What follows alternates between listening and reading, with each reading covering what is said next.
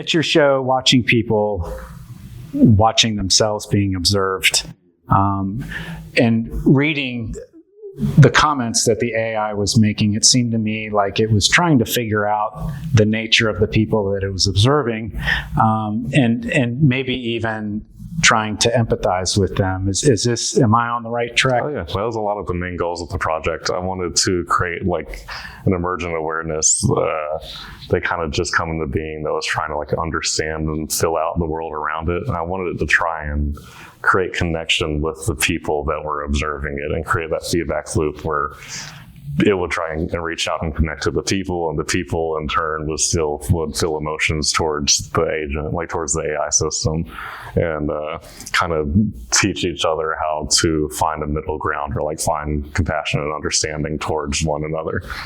Okay, like a reciprocal relationship. Yeah. Normally AI systems, their training data relies on tags to process what it's seeing, but this is your own inputs, and tell us a little bit more about that. It doesn't technically see the camera view, so I'm using some other Python libraries to kind of process what's happening within the camera view.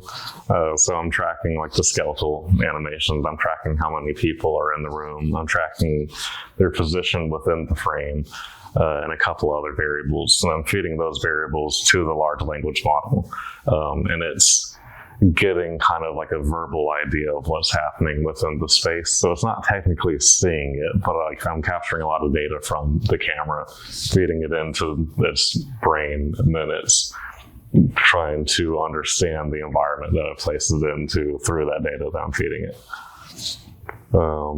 As far as like the actual thoughts themselves, the prompts and the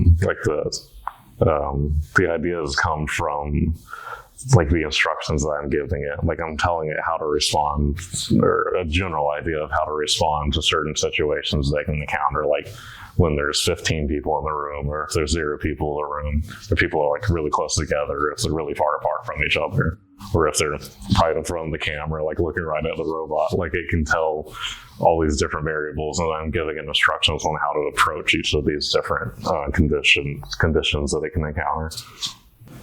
Okay, so in the video that we're looking at, the AI thought bubbles pop up next to ourselves on the screen.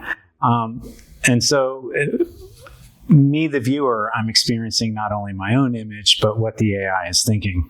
Okay, so it's active observation in real time, and it's being projected life-size in the same room that I'm in, so it's also about space and taking up space and privacy.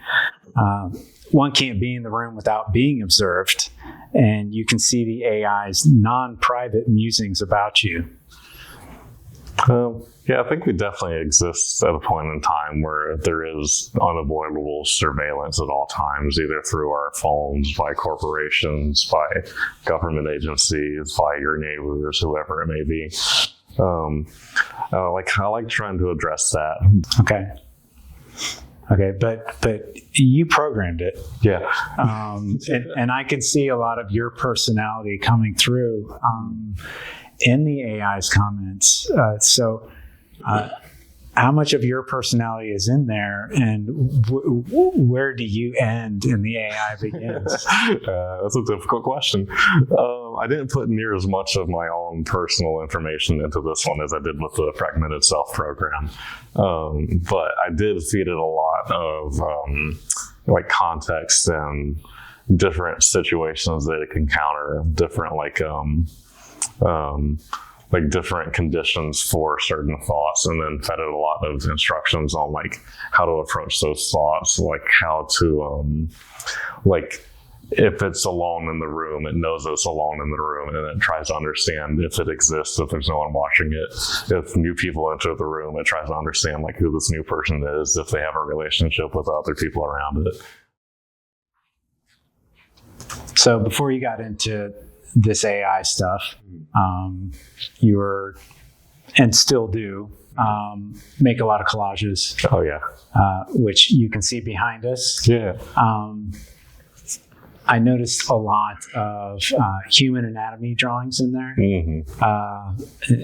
And other a lot of other symbolism that seems all existential in nature. Yeah. I've never really felt too made for this world. Like, I've always kind of felt like an alien in my environment, just like even from being like a little kid. So like I spent a lot of time trying to figure out what I am and where I am, because it doesn't make any sense to me, and I'd apparently have to spend a lot of time trying to figure that out, which seems to come naturally to other people, or at least I just don't think about it. And rather than go completely manic and go down the street screaming, I try to turn it into pictures and turn it into art pieces and things like that.